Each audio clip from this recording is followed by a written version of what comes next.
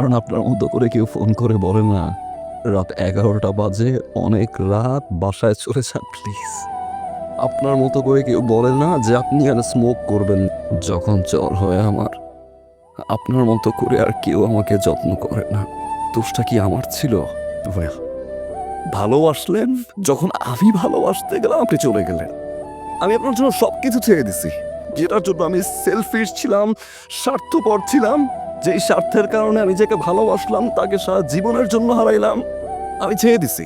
একটু সময় দিতে পারতেন, তাই না? আমারও তো আপনাকে ভালোবাসতে হবে। আমি তো ডিজলেস ছিলাম না, আপনি তো একটু সময় দিতে পারতেন। ওকে ফাইন, আপনি আমাকে ছেড়ে চলে যেতে পারতেন, আমি আবার বুঝিয়ে নিয়ে আসতাম। বিয়েটা করা কি খুব জরুরি ছিল? কাউকে ভালোবাসতে পারছি না আমি, কারণ আমি আপনাকে খুঁজে পাই না। আমি সেই মানুষটাই খুঁজে পাই না যে মানুষটাকে আমি ভালোবাসি। আমি সেই মানুষটাই খুঁজে পাই না যে মানুষটা 24টা ঘন্টা আমার খেয়াল রাখতো। আপনি বিয়ে করছেন, আপনি আমাকে পানিশমেন্ট দিচ্ছেন, আপনি জিতছেন, ইউ আর দ্য উইনার। আমি তো এখন ভালোবাসি, তাই না? আমার তো কোনো স্বার্থ নাই, তাই না? সব ছেড়ে দিছি আমি। এখন ব্যাক করবেন, ভালোবাসবেন আগের মতো?